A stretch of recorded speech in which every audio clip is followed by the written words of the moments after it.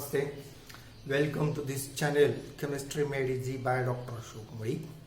We were discussing this molecular orbital theory, and in this title we have seen various molecules such as homonuclear diatomic molecules and heteronuclear diatomic molecules.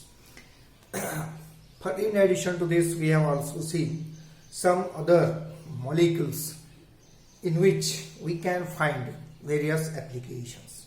Similarly, here we will see the applications, means the importance of carbon monoxide, that is carbonyl group, in the chemistry of transition metals.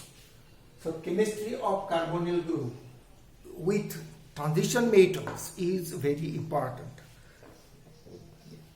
So we will see this importance of carbon monoxide on the basis of the molecular orbital diagram, which we have already seen in case of carbon monoxide. So this carbon monoxide MO diagram will help us to understand what is the importance of this carbon monoxide in transition metal chemistry. So we have seen that, say, we will shortly show here this diagram. So we have shown here the 2s. We have shown here is 2s and 2p orbitals. So we know that this is say 2s and this is 2p, where the 2p has 3 orbitals, and there is the 2s and 2p. So this is about the 2s of carbon, and this is about the 2s of oxygen. So this is 2s and this is 2p, the orbitals. So after linear combination, we have seen the molecular orbitals formed like this.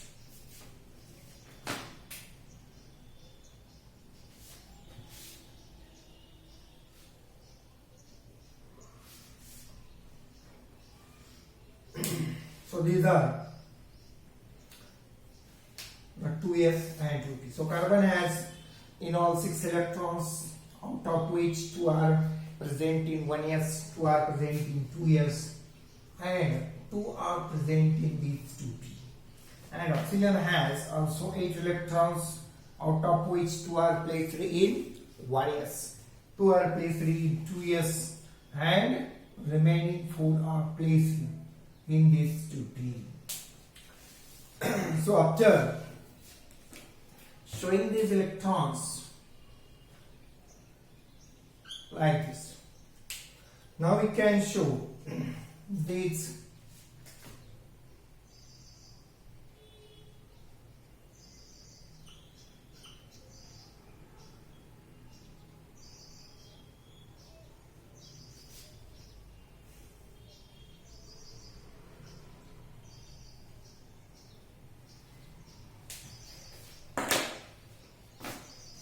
so these are pi 1 type orbitals.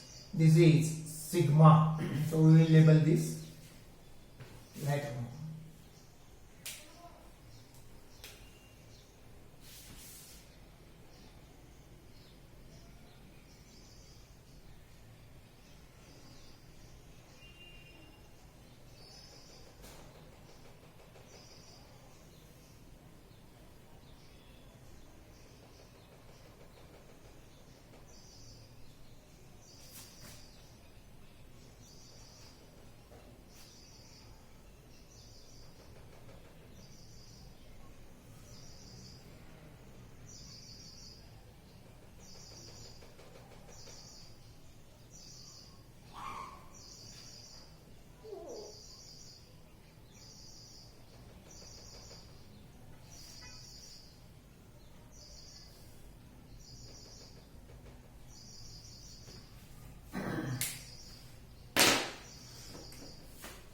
So we show this molecular orbital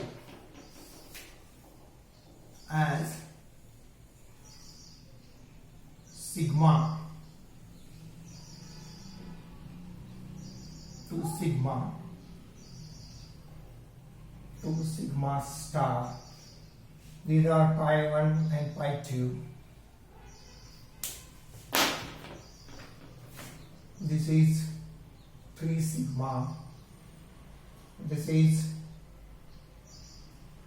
pi 1 star orbitals, and this is 3 sigma star molecular orbital. And electrons are shown like this.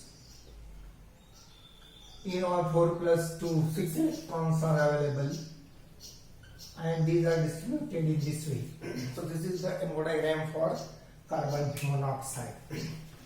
Now here we should remember that this 3 sigma is called here highest occupied molecular orbital, and this is called the UMO, lowest unoccupied molecular orbital. So for reaction importance, these are the 2 important molecular orbitals. 3 sigma, that is bonding molecular orbital of sigma nature, resulting from pz orbital of this 2p of oxygen and this 2p of carbon. Similarly, the unoccupied, that is antibonding molecular orbitals pi 1. So these are both pi 1, pi 1. So they are unoccupied, means they are vacant, and these are called the UMO. So HOMO and LUMO are called frontier orbitals, which are useful for reaction chemistry. So this is one point. Next stage, you will find here that the electron density is present here in this case of 3 sigma, where there is one electron pair, and this electron pair is contributed more by this 2p of carbon, because it is closer to this carbon. So it has larger contribution from carbon. So carbon has larger lobe, oxygen has smaller lobe. Here we know that this 2 sigma star has smaller lobe of oxygen, 2s, and this 2 sigma star has larger lobe of this 2s of carbon. Similarly, this 2 sigma has larger contribution from this 2s of oxygen and smaller contribution of this 2s of carbon. Similarly, this pi molecular orbitals has larger contribution, pi molecular orbitals has larger contribution of 2p of oxygen, and this has smaller contribution of this 2p has smaller contribution here with this 3 sigma. But this 2p of carbon has larger contribution with this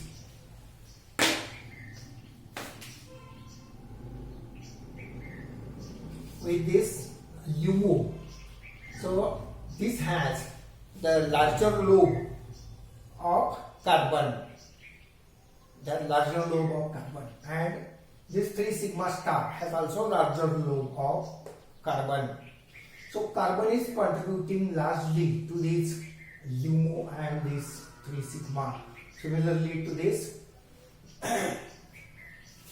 carbon also to this 3 sigma orbitals.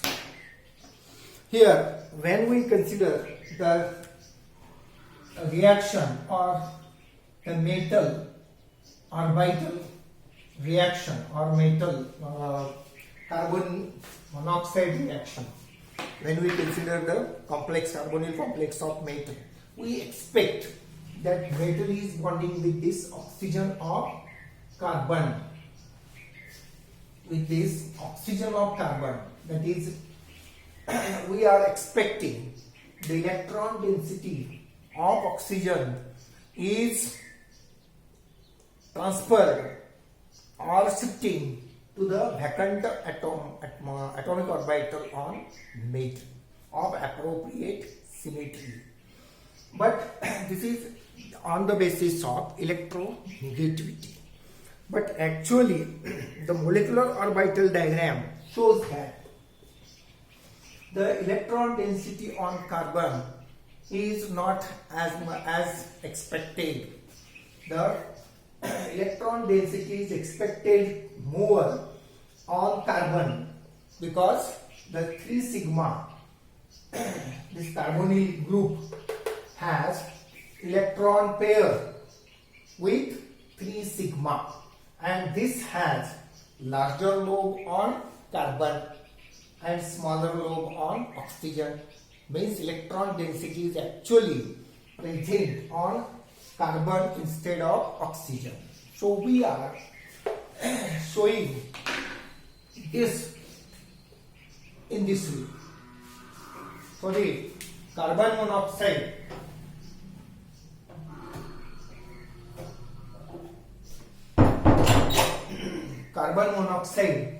is observed to have the electron density more and which can be shared easily with the atomic orbitals of metal.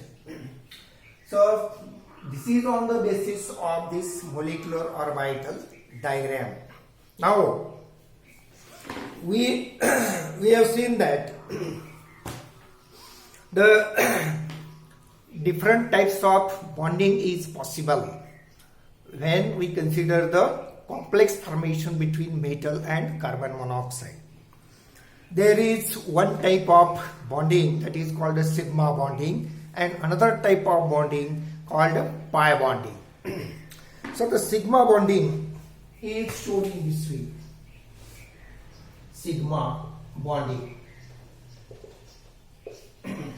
So when we want to show the sigma bonding, we have to remember the structure, that is metal has say this type of atomic orbital of appropriate symmetry for sigma bonding with carbon monoxide. Then carbon monoxide has the larger bond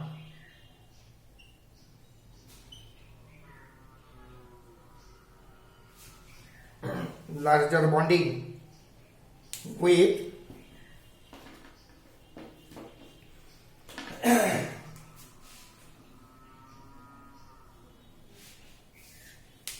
the lobe on carbon. So this carbon has more electron density. The electron density is more. So carbon is showing that the electrons are moving or transferred from this field, that is this is 3 sigma orbital of this carbon and oxygen. So these are the molecular orbitals of this or molecular orbital of this carbon monoxide, that is 3 sigma or G. This is 3 sigma G. This. So this will share or form the sigma bond. This is called the sigma bonding between carbon and this oxygen. Then there is pi bonding. So we can have pi bonding. So while the pi bonding is taking place, we know that metal may have the atomic orbitals, that is the d orbitals of appropriate symmetry, and which we can show in this way. So this may be the atomic orbital, 3D atomic orbital of appropriate symmetry.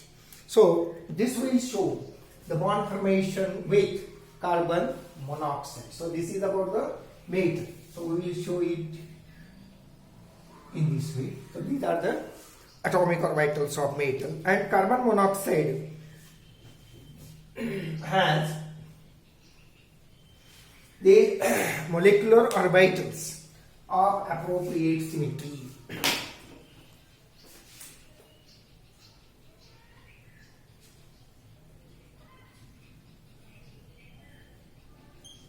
Like this, out of which the electron density is larger on this side, and these are smaller lobes. So we will show these as smaller lobes. These are larger lobes here. So we can have these electron densities like this. So you will find that when the atomic orbital of this metal and this molecular orbital of carbon monoxide of appropriate symmetry are overlapping each other, they are showing that the electron density of this is moving in this way. The electron density of carbon monoxide is shifted to this carbon monoxide. So you will find that one thing, when the electron cloud or electron density means electron pair of carbon monoxide is transferred to metal, so this will result in the increasing electron density of metal. But metal is electropositive, so it cannot sustain this increase in electron density. So it will try to transfer the excess of electron density to carbon monoxide. So this is called sigma bonding, and this is called a back bonding. So electron density which is increased due to this sigma bonding is transferred back to this carbon monoxide through pi bonding. So pi bonding helps to increase the density on again carbon monoxide. So here the highest occupied molecular orbital has this larger lobe on carbon. So for sigma bonding, these electrons are used to share with this metal orbital of appropriate symmetry. And this low LUMO is vacant, so it can accept electron density from the metal d orbitals as shown here. So these are the LUMO orbitals, means any of these. We are not considering both orbitals may participate in bond formation, but any of these two may participate with appropriate symmetry and form the pi bond. So as a result of this, the metal carbonyl will show one sigma bond and plus the pi bond. So the actual strength of this bonding means 1 or 2 etc. It depends upon number of factors, but it can be due to it is because of the charge which may be present, or it mainly depends upon the charge present on the complex. So it determines the total strength of the bond. Similarly, the environment of the ligand, that is like a carbon monoxide, also determines the strength of the bond. So the presence after metal carbonyl bond formation, the presence of carbon monoxide in the complex is also to be confirmed. So that can be confirmed by using infrared spectroscopy. So infrared spectroscopy, when the experiment is carried out using free carbon monoxide, it shows the peak or band of carbon monoxide. So this type of carbon monoxide, it will show the band at we will say here free carbon monoxide shows the stretching band stretching band. Due to this, carbon monoxide at 2143 per centimeter. So this is because of the free carbon monoxide stretching band. But when we obtain the infrared spectrum of this complex, and if the complex contains carbon monoxide, it shows the band, IR band at 2000 per centimeter. So if we take the example of hexacarbonyl chromium, it shows the stretching band at 2000 per centimeter. So this proves that the metal chromium reacts with carbon monoxide, and it contains carbon monoxide in bonded form, so which is explained or supported by this infrared spectrum. So in this way, we can study many other carbonyl complexes of various metal ions and find its presence and therefore this carbon monoxide plays very important role in the complexes of metals. So thank you very much for watching this video. Please subscribe to this channel and press bell icon and like button. Thank you very much.